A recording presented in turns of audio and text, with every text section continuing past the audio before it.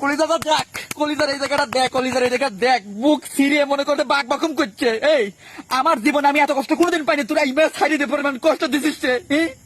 তোরা যেভাবে খেলিছিস এই হাটের ভিতর দুক দুক করে রে, দেখ দেখ। তোরা কি কব তোরে? আচ্ছা, এই যে আমলিগ, বিএনপি, এনসিপি, জামায়াত সবাই একজোট হয়ে এয়ারপোর্ট ঘেরাও করে একটা কর্মসূচি দেওয়া না, ওরা বাংলাদেশে ঢুকার সাথে সাথে মারিয়ে পারিয়ে সিরিয়ালা দেওয়া লাগবে, কি করে সিরিয়ালা দেওয়া লাগবে। জীবনটা মনে করেন খেয়াল করে আজকে কতবার যে আনোয়ার হোসেনের মতো এরকম করে স্টক করছি ভাই, আমি বলে বুঝতে পারবো না, বুঝছেন তো? মনে হচ্ছে নিজের হ্যান্ডেল দিয়ে নিজের বাইরে আর জীবনে কোনোদিন খেলা থাকবো না ভাই। এই বুহির ভিতরে, এই বিহুর ভিতরে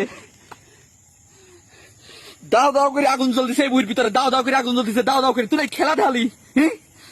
আরে কি রে তোদের এই কোন মুরব্বী বাংলাদেশে এই কৃষি প্রধান দেশে ক্রিকেট আনছিল? সেই লোকটা কি ওই লোকটা যদি আমি পাইতাম টান দিয়ে সিরিয়ালা দিতাম, জার্সির মতো টান দিয়ে সিরিয়ালা দিতাম।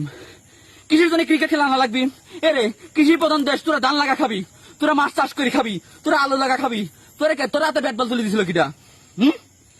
ভাই বিএনপি, আমলিগ সব সব সব রাজনৈতিক দলের লোকজনের একটাই রিকোয়েস্ট, হাম্বল রিকোয়েস্ট, আপনারা সবাই আসেন একজোট হয়ে এয়ারপোর্ট ঘেরাও করে ওরে গণপিটনের একটা কর্মসূচি দেয়। তাছাড়া মনের দুঃখ নেই বিভিন্ন ভাই, এই ম্যাচও হারা যায়।